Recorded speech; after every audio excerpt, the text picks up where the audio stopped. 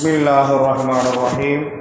அளவற்ற அருளாளன், நிகரற்ற பேரன்பாளன், எல்லாம் வல்ல அல்லாஹுவின் திருப்பெயரை கொண்டு ஆரம்பம் செய்கின்றோம். மென்மை மிகுந்த அல்லாஹுவின் நல்லடியார்களே, நற்பாக்கியம் நிறைந்த ரபீஉல் அவ்வல் என்னும் வசந்த காற்று வீசக்கூடிய அற்புதமான மாதம், வசந்தங்கள் வீசக்கூடிய இந்த மாதத்துக்கு மிக முக்கியமான காரணமாக இருந்த நமது உயிரின் உயிரான முஹம்மது நபி ஸல்லல்லாஹு அலைஹி வஸல்லம் அவர்கள் பிறந்த ரபீஉல் அவ்வல் என்னும் மாதம். அண்ணல் நபி ஸல்லல்லாஹு அலைஹி வஸல்லம் அவர்களின் பிறப்பு இறப்பு குறித்து முழுமையான வரலாற்றை இன்று வரை உலகமே படித்து வியப்பு அடைகின்றன. உலக மக்களால் அதிகம் பேசப்படும் வார்த்தை முஹம்மது என்ற வார்த்தையாகும். உலகம் பூராவும் பேசப்படக்கூடியவர்கள் மாமனிதர் முஹம்மது ஸல்லல்லாஹு அலைஹி வஸல்லம் அவர்கள். அதிகமான மக்களால் நேசிக்கப்படுபவர், நேசிக்கப்படும் மனிதர் முஹம்மது ஸல்லல்லாஹு அலைஹி வஸல்லம் அவர்கள்.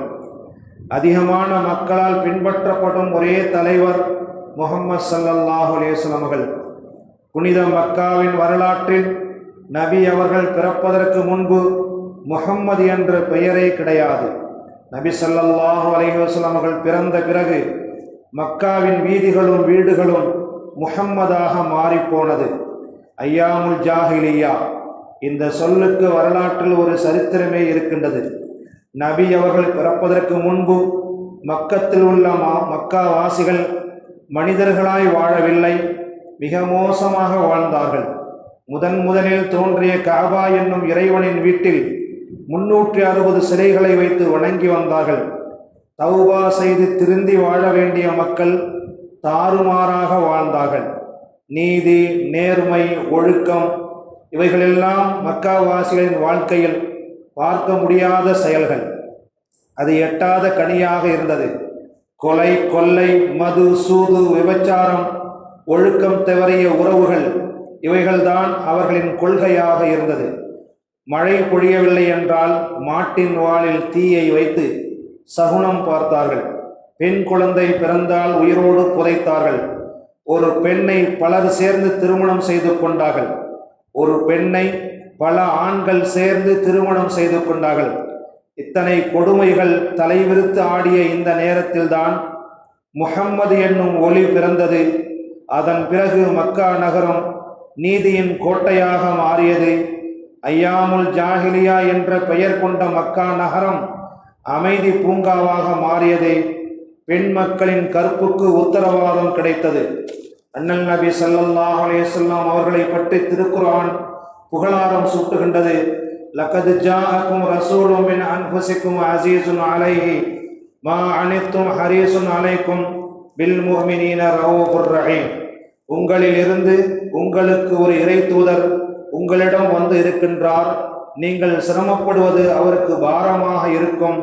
அதிக அக்கறை கொண்டவராக, உங்களின் மீது பேராசை கொண்டவராக, உங்கள் மீது மூமின்களிடம் மீதும் பேரன்பும் இரக்கம் கொண்டவர், அழகிய முன்மாதிரி என்னை என்று பெருமானார் ஸல்லல்லாஹு அலைஹி வஸல்லம் அவர்கள் குறித்து திருக்குர்ஆனிலே இறைவன் புகழாரம் சூட்டுகின்றான். என்னை போன்று வாழுங்கள் என்று சொல்லி மறைந்த ஒரே தலைவர் நபி ஸல்லல்லாஹு அலைஹி வஸல்லம் அவர்கள் மட்டும்தான். உலக வரலாற்றில் இதுவரை எந்த தலைவரும் அந்த இடத்தை நிரப்ப முடியவில்லை. அமானிதம் காப்பாற்றப்பட வேண்டும், பெண்களுக்கு தனி அந்தஸ்து உயர்வு கொடுக்க வேண்டும், கணவன் மனைவியோடு உறவுகள் சீராக இருக்க வேண்டும் என்பது குறித்து ஏராளமான நன்மைகளை பெருமானார் ஸல்லல்லாஹு அலைஹி வஸல்லம் அவர்கள் சொல்லி காட்டியிருக்கின்றார்கள்.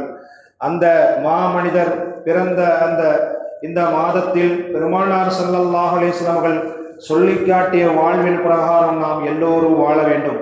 விதவைக்கு கூட மறுவாழ்வு கொடுத்த பெருமானார் ஸல்லல்லாஹு அலைஹி வஸல்லம் அவர்கள் இளம் வயதில் கணவனை இழந்த ஒருவள் இன்று சமுதாயத்தில் ஒதுக்கப்பட்டு வருகின்றாள். அவள் முகத்தில் விழிப்பதே பாவம் என்று, அவளை தொடங்கும் எந்த காரியமும் விளங்காது என்றும் சொல்லி சில சமுதாயத்தவர்கள் முடக்கி வைக்கப்பட்டு வரும் கொடுமைகள், இந்த வார்த்தையை, இந்த செயல்களை இஸ்லாம் வன்மையாக கண்டிக்கின்றது. கணவனை இழந்த இவள் சில நேரங்களில் சந்தேக கண்ணோடு பார்க்கப்படுகின்றாள். இத்தனை கொடுமைகள் நடைபெறுகின்ற சமூகத்தில் அவளும் ஒரு பெண் என்ற அந்தஸ்தை கொடுத்து மறுமணம் முடித்துக் கொள்ளுங்கள் என்று பெருமானார் ஸல்லல்லாஹு அலைஹி வஸல்லம் அவர்கள் கூறினார்கள். நபி அவர்கள் முதலாக திருமணம் முடித்தது விதவை தாய் அன்னை ஹதீஜா ரலியல்லாஹு தஆலா அன்ஹா அவர்கள்தான். எனவே விதவைக்கு மறுவாழ்வு கொடுத்த மாபெரும் முஹம்மது ஸல்லல்லாஹு அலைஹி வஸல்லம் அவர்கள் பிறந்த இந்த மாதத்தை நாம் கொண்டாடி மகிழ்வோம். அவருடைய வழியில் நேரான வழியிலே நடந்து அவர்கள் சொல்லின் பிரகாரம் அல்லாஹுக்கும் அவருடைய தூதரான முஹம்மது ஸல்லல்லாஹு அலைஹி வஸல்லம் அவர்களுக்கும் பொருத்தமான வாழ்க்கையை வாழ்வதற்குரிய பாக்கியத்தை நம் எல்லோருக்கும் அல்லாஹ் தந்தருவானாக. சுப்ஹானல்லாஹி பிஹம்திஹி சுப்ஹானக்கல்லாஹும்ம வபிஹம்திக அஷ்ஹது அன் லா இலாஹா இல்லா அன்த அஸ்தக்ஃபிருக வ அத்தூபு இலைக். சுப்ஹான ரப்பிக ரப்பில் இஸ்ஸத்தி அம்மா யசிஃபூன். அஸ்ஸலாமு அலல் முர்ஸலீன் வல்ஹம்துலில்லாஹி ரப்பில் ஆலமீன்.